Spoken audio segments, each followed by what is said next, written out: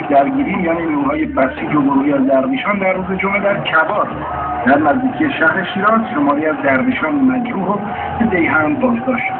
زارا نورانی از درویش بنابادی در استودیو با ماست. خانم نورانی تشکر از وقتی که در اختیار ما قرار دادید. چه گذشته واقعا در این شهر؟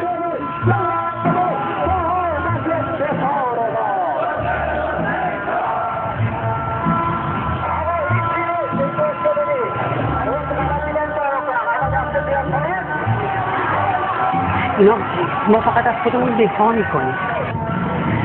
ما نه به کسی حمله میکنیم، نه اسلحه داریم، نه اصلا وحشت داریم از این حرفا. اینا همه چیزایی که دولت جمهوری اسلامی میگه. ممنونم. زارا نورانی تشکر از استودیو.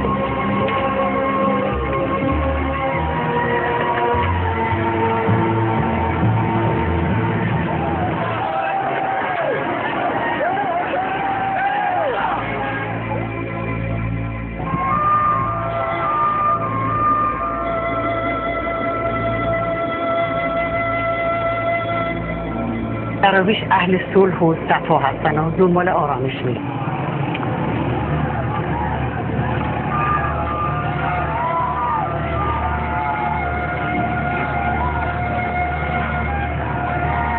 درویش اهل صلح و صفا هستن و دنبال آرامش میرن.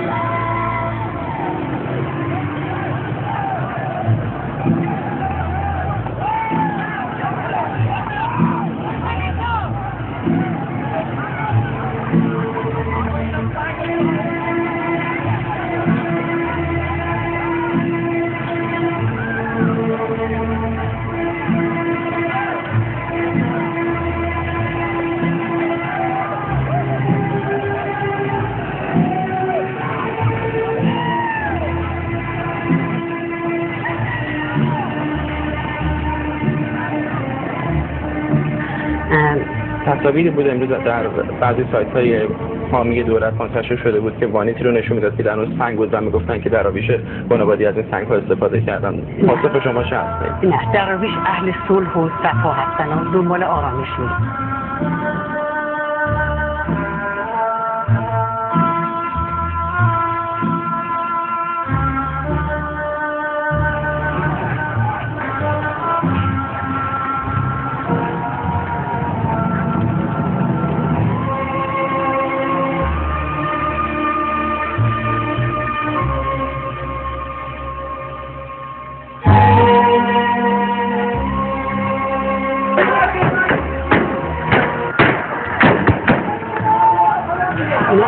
ما فقط از خودمون دفاع میکنیم.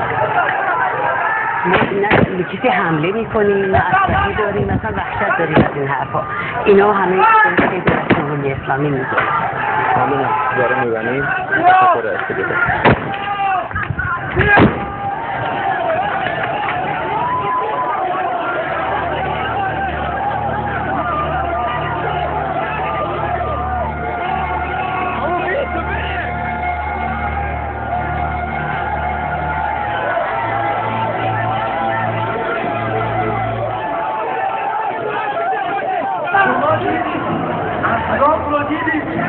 اخلاق رو ببینید. این اخلاقشون اینه. برید به مردم بگید چند تا احمق دارن و اینا معامله کنن بگن چه کلی اخلاق بودن.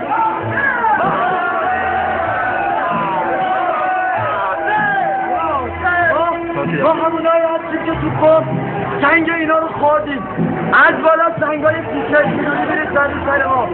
ولی حضرت زهرا چه دستکندات این کسی رو در آورد. ما بچه های یا زهرایی، ما بچه های یا حسینی، درویش، مزدور بدبخت، نجد برید بهشون بگید برگردید به جماعتهای مسلمین. چرا مسجد رو ترک کردید؟ رسول الله فرمود برید بهشون بگید به این نامردا به این بدبختای گول خورده بگید. رسول الله فرمود برگردید به سنج مسلمونا. ما همونایی هستیم که سید حسن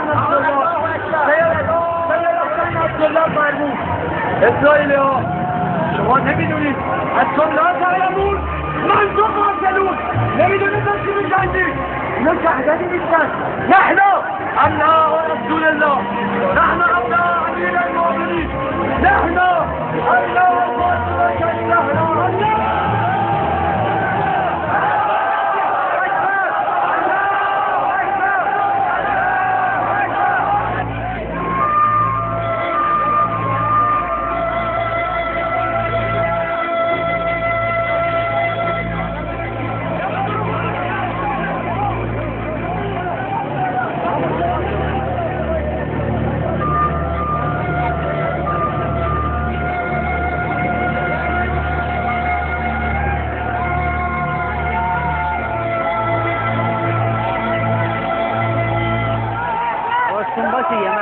بگیرن توی یه جای بکشن